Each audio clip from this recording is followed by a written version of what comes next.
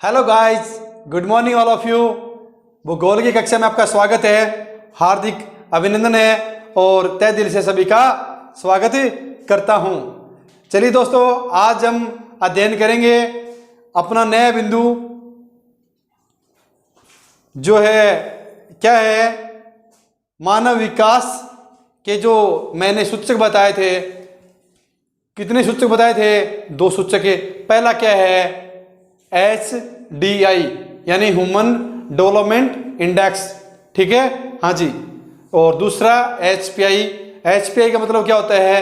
Human poverty index, ठीक है, हाँ जी।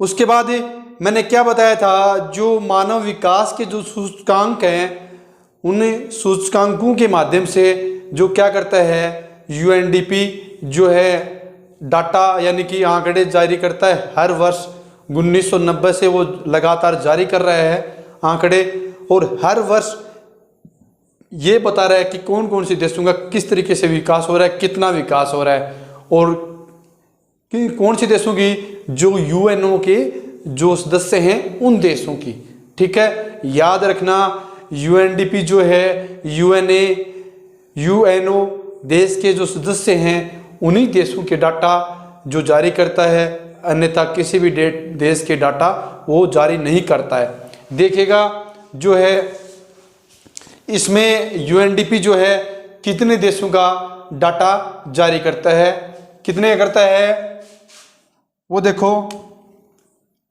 UNDP जो है 189 देशों का, 89 देशों का ये डाटा जारी करता है, ठीक है, हाँ जी। ये कौन करता है? UNDP, ठीक है, हाँ जी। ये संयुक्त राष्ट्र संघ का क्या है? संगठक है। कौन है? UNDP। UNDP जो है हर वर्ष HDR के माध्यम से जो है डाटा जारी करता है कि मानव का कितना विकास हुआ है। किसके माध्यम से? HDI और HPI द्वारा। इनसे क्या करता है? वो जांच करता है। क्या करता है? जांच करता है कि कितना विकास हुआ है। देखो HDI में मैंने क्या बताया था? पहला क्या था? शिक्षा, दूसरा स्वास्थ्य, तीसरा संसाधनों तक पहुंच, ठीक है, हाँ जी। संसाधनों तक पहुंच में इसमें प्रति व्यक्ति आय को लिया जाएगा। प्रति व्यक्ति आय यानी कि उस देश में प्रति व्यक्ति आय कितनी है उसको इसमें इंक्लूड किया जाता है। स्वास्थ्य में यानी कि उस वो चिकित्सा सुविधाएं लेने में कितने बेटर है, यानी जो है वह व्यक्ति औसत आयु की चर्चा होगी इसमें, यानी कि उस देश में, जिस देश में वो रहता है, वहाँ के लोगों की या फिर वहाँ रहने वाले लोगों की औसत आयु क्या है, ठीक है, वो इसमें इंक्लूड होगी। शिक्षा में पहला मैंने क्या बताया था? प्रौढ़ शिक्षा, और दूसरा क्या था? सकल नामांकन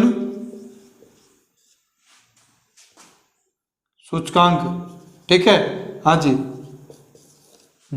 पहला प्रौढ़ शिक्षा, दूसरा सकल नामांकन सूचकांक मान लो, या फिर सकल नामांकन मान लो, यानी कि जो विद्यालय में 0 से 18 वर्ष के जितने भी विद्यार्थी हैं पढ़ते हैं, यानी कि विद्यालय में कितने बच्चों का नाम लिखा हुआ है, कितने बच्चे विद्यालय में पढ़ते हैं, उनका डाटा लिया जाता है। और 0 से 18 वर्ष के जो बच्चे हैं उनका डाटा लिया जाता है, ठीक है, हाँ जी।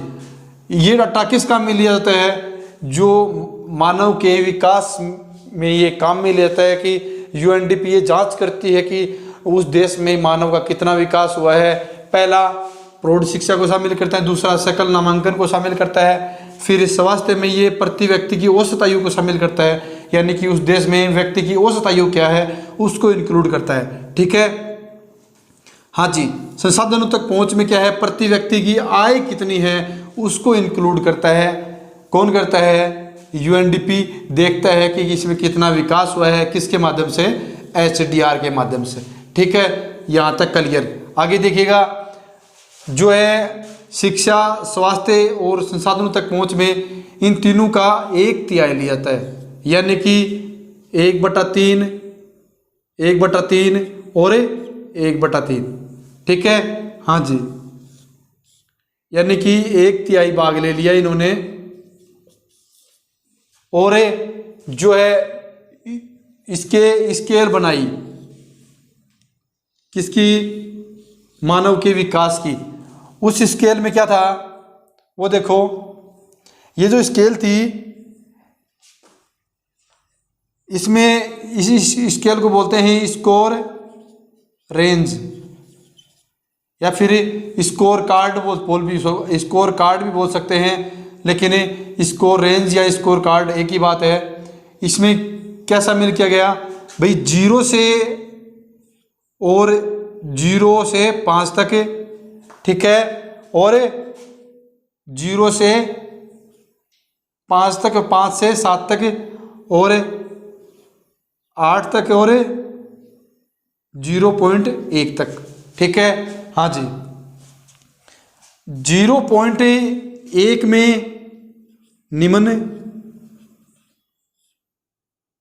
निम्न स्तर हो गया, और 0.5 से 0.7 से मध्य स्तर।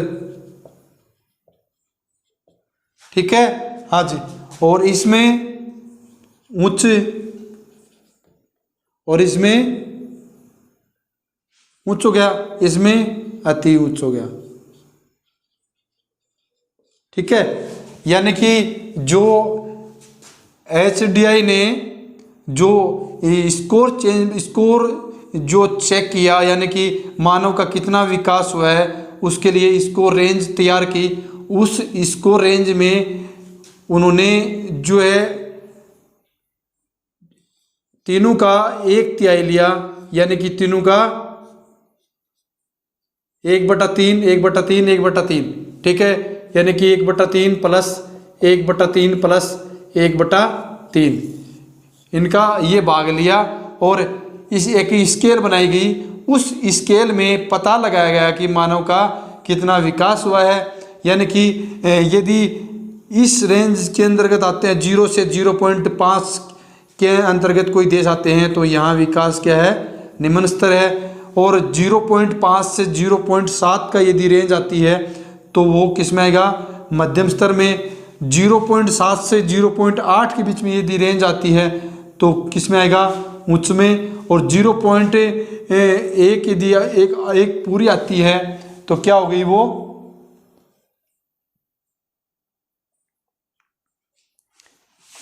0.1 नहीं, 1.0 यदि आती है, क्योंकि 0.0, 0.5, 0.7, 0.8 और 1.0 स्केल कहाँ तक ली?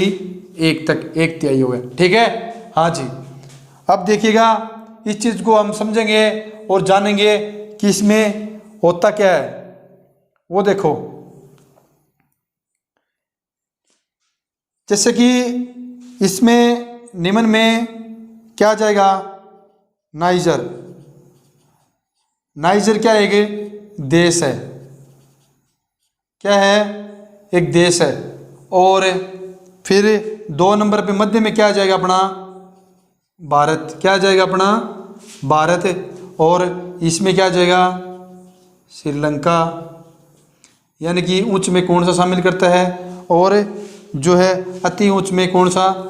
नॉर्वे। ठीक है, इस चीज को समझिएगा। जो निम्न स्तर है उसमें नाइजर देश में जो मानव का विकास है वो आया है। देखो, यानी 0.5 से 0.0 से 0.5 के बीच में निम्न स्तर है, और उसमें नाइजर देश आया है। और नाइजर देश में कितने हैं? 38। नाइजर देश में 38 छोटे छोटे देश हैं। ठीक है, हाँ जी। अब देखिएगा, मध्यम आ गए भारत में, तो जैसे कि इसमें कितने हैं 39 है, कितने हैं 39 है, ठीक है। हाँ जी, अब देखिएगा उच्च उच्च में कितने हैं 53 देश हैं, कितने हैं 53 देश हैं। और इसमें कितने हैं 59 हैं, कितने हैं 59 हैं, ठीक है। हाँ जी, किसी भी प्रकार को इसमें से नहीं होना चाहिए। टोटल देश कितने बताए मैंने 189 देश। ये सदस्य किसके हैं, किसके हैं ये संयुक्त राष्ट्र संघ के, संयुक्त राष्ट्र संघ, ठीक है। हाँ जी, यानी कि यूएनओ, ठीक है। हाँ जी, अब देखिएगा 2018 का डाटा दिया हुआ है। 2018 में जो है भारत कितने नंबर पे था 130 नंबर पे था, यानी कि मध्य में 130 आया है। यहाँ पे भारत का स्थान कौन सा है 130 में है। और 2019 में कौन सा है वो देखिएगा। 2019 में जो है भारत का कौन सा स्थान है 129वां है। और 2020 में 131वां स्थान है, ठीक है। अब देखिएगा मानव विकास में क्या हो रही है, बढ़ोतरी हो रही है किसकी, भारत में धीरे धीरे बढ़ोतरी कर रहा है। मतलब कि यहाँ जो ये स्केल बन रहा है ये देखो इसमें कितने हैं, नाइजर में 38 देश हैं, इसमें 39, इसमें 53, इसमें 59, यानी कि जो नॉर्वे है नॉर्वे में सर्वाधिक विकास है और इसमें उच्च है। एक चीज़ इसमें देखिएगा ये वह है, इसमें एक चीज़ इंक्लूड होती है कौन सी, किसी देश समाज या राष्ट्र में, यानी कि क्षेत्रफल मायने नहीं रखता इसमें मानव का विकास कितना हुआ है। क्षेत्रफल जैसे भारत का है, भारत का क्षेत्रफल क्या है अधिक है, जबकि विकास क्या है यहाँ बहुत ही कम है, ठीक है। हाँ जी, यहाँ क्षेत्रफल मायने नहीं रखता, यहाँ क्या मायने रखता है मानव का विकास, ठीक है। यानी कि उसमें नई नई तकनीकें कितनी आई हैं, कितना मानव ने विकास किया है, वो चीज़ें इसमें आएंगी। देखिएगा 2018 में कितने कौन सा स्थान था भारत का 130वां था स्थान था विकास में। और 2019 में 129वां स्थान है। और 2020 में कौन सा है 131वां स्थान है। यानी कि ये बढ़ोतरी हो रही है ना, यानी कि विकास भारत में क्या हो रहा है धीरे धीरे कम हो रहा है, क्या हो रहा है कम हो रहा है, जबकि होना क्या चाहिए था अधिक होना चाहिए था, ठीक है। हाँ जी, ये कम होने की वजह से भाई जो हमारी अर्थव्यवस्था है वो डगमगा रही है, जाहिर सी बात है अर्थव्यवस्था इधर डगमगा रही है तो हमारे लिए नुकसान की बात है। यानी कि ये जो स्कोर रेंज है ये हर साल जारी की जाती है, जारी हर वर्ष, ठीक है। हाँ जी, ये जो स्कोर रेंज है यानी कि स्कोर कार्ड है ये किसके द्वारा बनाया जाता है यूएनडीपी द्वारा, किसके द्वारा यूएनडीपी द्वारा। और किसके माध्यम से एसडीआर के माध्यम से, ठीक है। हाँ जी, कहीं कोई शक की गुंजाइश नहीं होनी चाहिए। अब देखिए अब आगे आने वाले वीडियो में हम जो है देखेंगे कि नाइजर जो देश है उसमें क्या कमी है, और नाइजर जो देश है उस नाइजर देश के आसपास के जो देश हैं 38 देश हैं उनमें निम्न स्तर क्यों है, क्योंकि जाहिर सी बात है वहाँ विकास राजनीतिक अवसर मिलेगा, आर्थिक विकास कम होने के रोजगार के अवसर कम मिलेंगे और जो है क्षेत्रफल जो अधिक मिलेगा यहाँ पे, और बेरोजगारों की संख्या क्या होगी यहाँ पे अधिक होगी, और यहाँ जो है पढ़े लिखे लोग भी क्या होंगे कम मिलेंगे यहाँ पे। इसी वजह से हम कह सकते हैं कि यहाँ विकास क्या है बहुत ही कम है, और विकास कम होने की वजह से ये सारे परिणाम देखने को हमें मिल रहे हैं, ठीक है। हाँ जी, यानी कि इसमें एक चीज़ देखिएगा, इसमें जो है राजनीतिक अपद्रव्य, ठीक है, यानी कि इसमें राजनीतिक जो कंडीशन है वो क्या है, खराब है इसमें। दूसरा क्या है, सामाजिक स्थिरता खराब होगी शायद, सामाजिक स्थिरता यानी कि समाज का विकास अच्छे से नहीं है, ठीक है, यानी कि समाज की जो स्थिति है वो क्या है, डगमगाई हुई है, ठीक है। नंबर 3 अकाल होगा यहाँ पे, अकाल व बीमारियाँ, ठीक है।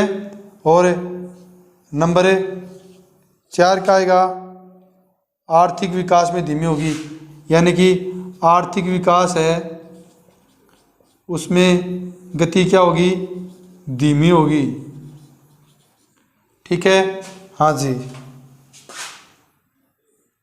और नंबर 5 क्या है, सामाजिक सेवाओं की कमी होगी, सामाजिक सेवाओं की कमी, यानी कि जो सामाजिक सेवाएं हैं उनकी यहाँ क्या है, कमी है, ठीक है, हाँ जी। अब देखिएगा ये जो नॉर्वे के आसपास के जो देश हैं जो मतलब विकसित देशों में आते हैं, यानी कि यहाँ जो विकास क्या है, सर्वाधिक है, क्या है, सर्वाधिक है, ठीक है। इस चीज़ को हम ऊपर समझेंगे कि ये है क्या खिचड़ी, वो देखिएगा। नॉर्वे में इतना विकास क्यों है ना, हाँ जी। नॉर्वे में विकास होने का मतलब जाहिर सी बात है, वहाँ सामाजिक सेक्टर में, शिक्षा में, स्वास्थ्य में अधिक खर्चे करते हैं। नंबर 1 देखो, जो मानव का विकास हो रहा है तो उसमें नंबर 1 क्या हो सकता है,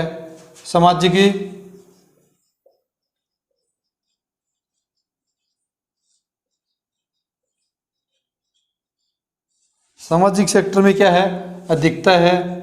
और नंबर 2 क्या है, शिक्षा पे अधिक बल होगा, शिक्षा, ठीक है, हाँ जी। नंबर 3 स्वास्थ्य पे अधिक खर्चा करते होंगे वो, ठीक है, हाँ जी। नंबर 4 देखो, राजनीतिक अपद्रव्य में वहाँ पे क्या होगी, कमी है, यानी कि राजनीतिक अपद्रव्य क्या होता है, कम होता है, यानी। और स्थिरता में बढ़ोतरी, यानी कि वहाँ पे जो है स्थिर रूप से लोग रहते हैं और अपने जो है उच्च तकनीकी के माध्यम से अपना विकास करते हैं, ठीक है, हाँ जी। यानी कि जो स्वास्थ्य का जो है वहाँ पे लोगों की औसत आयु क्या है, अधिक है, ठीक है, हाँ जी। अब देखिएगा आगे हम जो है टॉपिक अगली वीडियो में पढ़ेंगे और अच्छे से समझेंगे। आज मैंने क्या बताया, जो स्कोर रेंज है, स्कोर रेंज में कितना लिया गया, 1/3, यानी कि जो आधार थे किसके, HDI के, कौन से, शिक्षा, स्वास्थ्य और क्रय शक्ति, ये 3 क्या हैं, आधार हैं, ठीक है। इन आधारों के माध्यम से जो है स्केल बनाई गई, स्कोर रेंज, उस स्कोर रेंज में कहाँ तक था वो डाटा, यानी 0 से लेकर 1 तक, यानी 0, 0.5 और 0.7 और 1, 0.8 और 1, ठीक है। 4 थे, देखिएगा कैसे कैसे। पहला 00, 05, 07, 08 और 1, ठीक है। 0.0 से 0.5 तक निम्न हो गया, 0.5 से 0.7 तक क्या हो गया, मध्यम हो गया, 0.7 से 0.8 क्या हो गया, उच्च हो गया, और 1 में क्या हो गया, अति उच्च। यानी कि नॉर्वे में सर्वाधिक विकास है। क्या है, नॉर्वे में सर्वाधिक विकास है। जबकि नाइजर में क्या है, विकास क्या है, कम है, विकास क्या है, कम है। जबकि 0.5 से 0.7 के बीच की मैं बात करूं तो उसमें क्या आ गया, भारत आ गया। ठीक है, हाँ जी। भारत के 2018 के डाटा में कौन सा नंबर था, 129वां। यानी कि 100 हर साल जो है चेंज होते रहते हैं। 131वां था और 130वां, 128वां नंबर था भारत का। इस हिसाब से अलग अलग इसकी डाटा कम ज़्यादा होते रहते हैं। जबकि मैं एक चीज़ नोटिस करें, भारत का क्या हो रहा है, विकास धीरे धीरे कम हो रहा है। क्या हो रहा है, धीरे धीरे कम हो रहा है। यानी कि पॉपुलेशन बहुत ज़्यादा बढ़ गई है, शिक्षा के स्तर क्या हो गए हैं, कम हो गए हैं, और जो है औसत आयु क्या है, वो चिकित्साएं सुविधाएं अधिक होने की वजह से क्या हो गया है, बढ़ गई है। और जो है वहाँ पॉपुलेशन अधिक हो गई है और क्षेत्रफल अधिक हो गया है, लोगों का विकास नहीं कर पाते हैं। इसलिए क्षेत्रफल भी जो है मानव विकास को प्रभावित करता है। देखिएगा, ये जरूरी नहीं है कि क्षेत्रफल अधिक है तो विकास भी सर्वाधिक होगा, नहीं। ये एक चीज़ कोई मायने, स्केल में ये कोई मायने नहीं रखती, क्योंकि जितना अधिक क्षेत्रफल है वहाँ विकास ही उतना ही क्या है, कम है। जैसे एग्जाम्पल के तौर पे मैंने भारत बताया, जबकि उसका पड़ोसी देश श्रीलंका में जो है क्षेत्रफल क्या है, कम है, लेकिन विकास क्या वहाँ पे सर्वाधिक है, क्योंकि वहाँ लोग भी क्या है, कम है। कम लोगों का अधिक कम विकास कर सकते हैं, जाहिर सी बात है। वहाँ रोजगार के अवसर मिलेंगे अधिक से अधिक, और यातायात की सुविधा भी होंगी, नई नई तकनीकी का आगाज होगा, और सामाजिक परिवेश बढ़िया होगा। क्षेत्रफल ये जो अनुकूलता में देखने को मिलेगी वहाँ पे, और सामाजिक जो परिस्थिति है वो भी क्या होगी, बेटर होंगी, और आय के अधिक से अधिक क्या होंगे, स्रोत होंगे। तो मानव का विकास स्वाभाविक सी बात है। और ये जो मानव विकास की जो ये इंडेक्स है, ये जारी कौन करता है, यूएनडीपी करता है। कब करता है, हर वर्ष करता है। और कब से कर रहा है, 1990 से कर रहा है।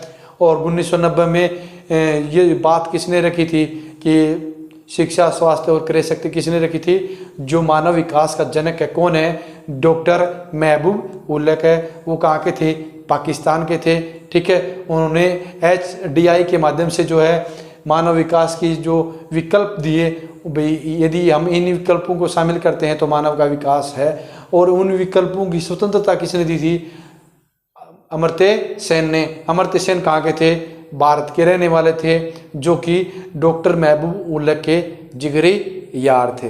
ठीक है, हाँ जी।